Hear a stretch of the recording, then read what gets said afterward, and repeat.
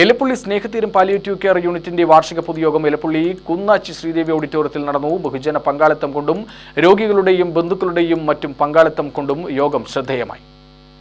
സ്നേഹതീരത്തിന്റെ പരിചരണത്തിൽ ജീവിതത്തിലേക്ക് തിരിച്ചുവന്ന 5 അതിജീവിതർ നിലവിളക്ക് കൊളുത്തി ഉദ്ഘാടനം നിർവഹിച്ചു.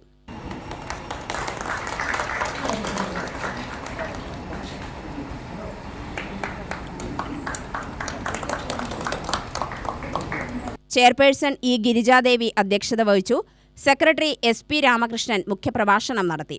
എലപ്പുള്ളി ഗ്രാമപഞ്ചായത്ത് president Revathi Babu, managing trustee Girish Kadunthuruthy, ward member D Ramesh, RC Warrier, Sandhya, Priya Ramakrishnan എന്നിവർ സംസാരിച്ചു. പുതിയ ഭരണസമിതി അംഗങ്ങളെ തിരഞ്ഞെടുത്തു.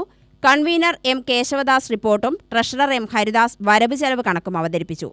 നഴ്സുമാരായ സുപ്രിയ, ശ്യാമള എന്നിവരെ ആദരിച്ചു.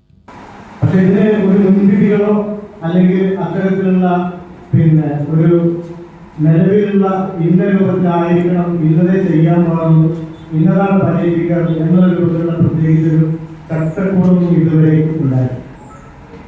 അപ്പൊ നമ്മൾ ഇപ്പോഴത്തെ പ്രത്യേക സാഹചര്യം എന്ന് പറയുന്നത് നമുക്കറിയാം.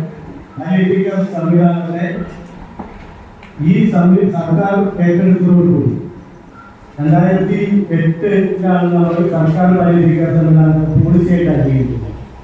അന്നു മുതൽ അതുവരേക്ക് നാട്ടിൽ പ്രവർത്തിച്ചിരുന്ന വിവിധ തരത്തിലുള്ള വിവിധ മേഖലകളിലുള്ള വിവിധ സംവിധാനങ്ങൾ ഉപയോഗിച്ചുകൊണ്ട് നടത്തിയിരുന്ന സാന്ത്വന പരിചരണ പ്രവർത്തനങ്ങൾ താഴെ 2008 സർക്കാർ സംവിധാനത്തിലുള്ള ഒരു പോളിസിയായി ഏറ്റെടുക്കുന്നതോട് ഏക സ്വഭാവം സംസ്ഥാനത്താകെ നിലനിൽക്കുന്നു. UTV news, Palakkad.